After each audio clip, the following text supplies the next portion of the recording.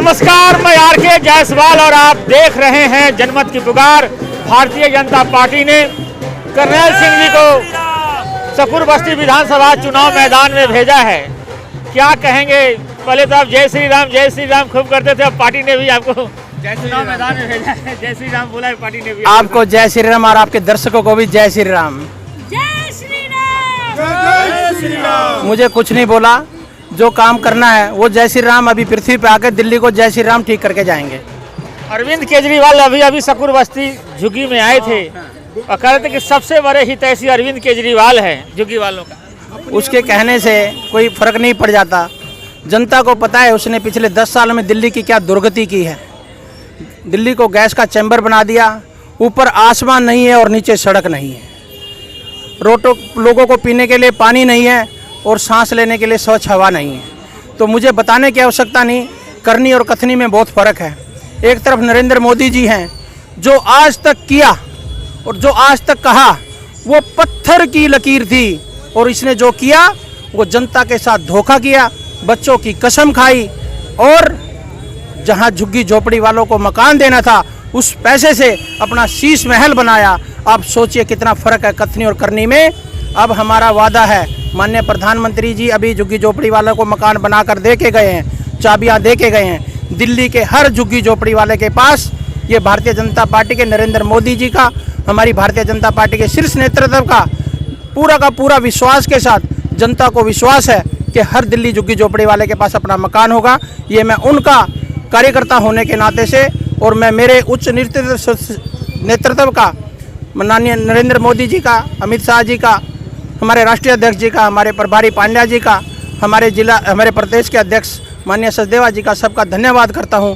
इस छोटे से छोटे कार्यकर्ता को उन्होंने चुना जनता की सेवा के लिए। मैं जनता का भी आभारी हूं और शीर्ष नेतृत्व का भी आभारी हूं। जय श्री राम। पूर्वांचल के लोग, बिहार, उत्तर प्रदेश, झारखंड के लोगों को फर्जी बता रहे अरविंद केजरीवाल। आप लोग तो प्रदर्शन भी कर ही रहे थे जी। अब हमें, मेरे पूर्वांचल भाइयों को भी पता चल गया है कि किस तरह से उसने पूर्वांचलियों को लूटा है। आज वो उन्होंने पूरे देश से, दिल्ली के अंदर सब लोग अपना पेट पालने के लिए आते हैं।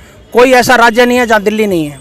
दिल्ली नहीं है, दिल्ली देश का दिल है, और उसके अंदर सब आके अपनी रोजी रोटी कमाते हैं।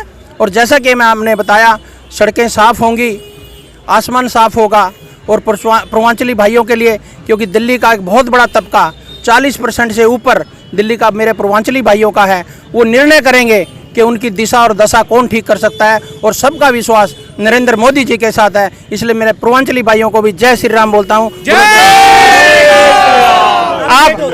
आपके सामने एक सवाल और है। आपके सामने सत्येंद्र जैन है जो अपने आप को कट्टर ईमानदार बताते हैं। जहाँ कट्टर ईमानदारी की बात है, आप सोचिए मेरे पत्रकार भाइयों, जिस आदमी ने 4 साल के अंदर 1100 एकड़ भूमि और 37 किलो सोना उसके अंदर, घर के अंदर से निकला हो, ईडी के पास कागज हैं, वो कैसे कट्टर ईमानदार हो सकता है?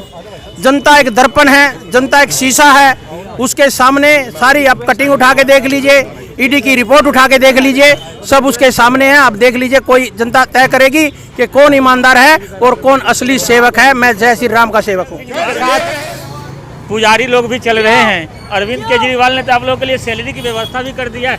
वो तो झूठा है और झूठा वादा है। पहले भी इन्होंने कहा था, पंजाब के लिए भी कहा था आज तक, लेकिन किसी के बारे में को सैलरी देना सही है गलत है? इसके पास जब कुछ है ही ना तो देगा कहाँ से? ये व्यवस्था कर दिया आप लोगों के लिए? कोई व्यवस्था नहीं है। मैं ये कहना चाहूँगा, केजरीवाल जी हमारे पास 10 साल से राज कर रहे हैं दिल्ली में। अगर उन्हें पुजारियों को सैलरी देनी थी तो 10 साल में या 5 साल में, 2 साल में शुरू कर देते, या अभी भी उनकी सरकार है, इस समय भी उनकी सरकार है, उन्हें घोषणा नहीं करनी चाहिए, सैलरी तैयार कर देनी चाहिए। अब सिर्फ चुनाव में वोट जीतने का ये नजरिया है, बाकी सैलरी केजरीवाल को देनी नहीं है। नियत होती तो सैलरी मिलने लगी होती है। केजरीवाल जी के जितने भी वादे हैं वो अभी 60 साल से ऊपर के हैं। आपका इलाज भरा वाला, जहाँ रईस लोगों का इलाज होता है वहाँ पर इलाज होगा। उसके विषय में ये कहना चाहूँगा, जो आयुष्मान योजना प्रधानमंत्री जी की चल रही है उससे सभी का इलाज संभव है। केजरीवाल जी उस बढ़िया योजना को दिल्ली में क्यों लागू नहीं कर रहे? पार्टियों से विरोध हो सकता है, जनता से क्या विरोध है उनका जो इसे आयुष्मान योजना को लागू नहीं कर रहे हैं। आयुष्मान योजना से केजरीवाल जी बताएं जनता का क्या नुकसान है, वो जनता का नुकसान कर रहे हैं या नहीं कर रहे हैं। अरे अब तो पूरा पॉलिटिकल पंडित जी हैं। ठीक है। करनैल सिंह को पार्टी ने प्रत्याशी बनाकर भेजा है, कैसे हैं ये करनैल सिंह जी? बहुत अच्छा व्यक्तित्व हैं ये, और राम जन्मभूमि के समय में पूरी दिल्ली में इन्होंने सभी मंदिरों के अधिकारियों को एकजुट किया था, और मैं समझता हूँ कि पार्टी का डिसीजन जो है बहुत बढ़िया डिसीजन है, और करनैल सिंह जी निस्संदेह एक मजबूत उम्मीदवार के रूप में यहाँ पर इस शकूर बस्ती विधानसभा में कार्य करने के लिए उतरे हैं, और जनता उनको अपना पूरा प्यार सहयोग सभी देंगे। इस क्षेत्र की RWS, रानी बाग व्यापार मंडल के सभी लोग और संस्थाएं सभी हम लोग मिल कर के करनैल सिंह जी को जिताने का पूरा हमारा प्रयास ही नहीं, केवल हमारा पूरा एक संकल्प होगा कि करनैल सिंह जी यहाँ पे जो भारतीय जनता पार्टी ने जिस उम्मीद के साथ इनको टिकट दी है वो उम्मीद पे खरे उतरेंगे, और इस बार पूरी दिल्ली में निस्संदेह भारतीय जनता पार्टी की सरकार बनने जा रही है। क्लियर मैंडेट मिलने जा रहा है, क्योंकि केजरीवाल सरकार ने पूरे 11 साल में 13 साल में कोई काम ऐसा नहीं किया जो दिल्ली वालों के पक्ष में हो। ना तो यमुना की सफाई वो करा पाए, और ना ही मोहल्ला क्लिनिकों के जिसका वो शोर मचाते हैं वो उसको ठीक कर पाए, और ना ही वो स्वास्थ्य व्यवस्था को ठीक कर पाए। तो किसी प्रकार का पानी के समय, जिस समय पानी चाहिए होता है उस समय त्राही त्राही मची होती है, पानी होता नहीं है। जिस समय पानी नहीं चाहिए उस समय पानी गलियों में तैर रहा होता है। तो ये इस प्रकार रानी बाग मार्केट में भाजपा प्रत्याशी करनैल सिंह जी आए हुए हैं, दुकानदारों से मिलजुल रहे हैं। कैसा कैंडिडेट है जी पटनी? भारतीय जनता पार्टी का कोई भी कार्यकर्ता एक सुयोग्य कार्यकर्ता होता है जिसको पार्टी टिकट देती है, उसके साथ सबको लगना चाहिए। और जिस तरह से पिछले 26 साल से दिल्ली में भाजपा की सरकार नहीं है और केजरीवाल की गलत नीतियों से दिल्ली का बेड़ा गर्क हो गया, विकास कुछ हुआ नहीं है, इसलिए भारतीय जनता पार्टी का कैंडिडेट बड़े अच्छे मार्जिन से यहाँ जीतेगा।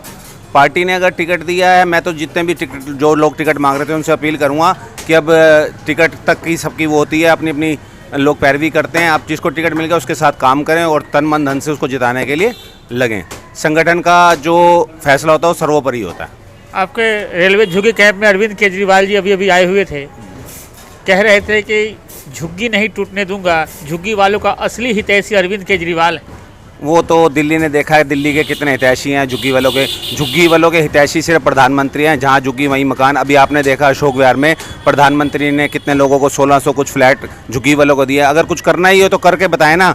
6-7 साल से देख रहे हैं कुछ भी नहीं हो रहा दिल्ली के अंदर। 2020 के बाद कोई फ्री की सेवा, जो फ्री की रेवड़ी कहते हैं, कुछ भी नहीं दिया। जेल चले गए शराब के नाम पर, सारे घोटाले इनके नाम पर हैं, उनके मंत्री जेल में थे, हालत इनकी बहुत ख़राब है। तभी तो ये झूठी योजनाएं, अगर ये आज 2100 रुपये महिलाओं को कह रहे हैं तो इन्होंने पंजाब में कौन सी दे दी? पंजाब में इनकी सरकार है, क्यों नहीं दिया? ये झूठे वादे कर रहे हैं, कुछ नहीं। और इन्होंने प्रधानमंत्री की जो योजना थी, जैसे अब ये बीमे के लिए कह रहे हैं, तो क्यों नहीं लगाई?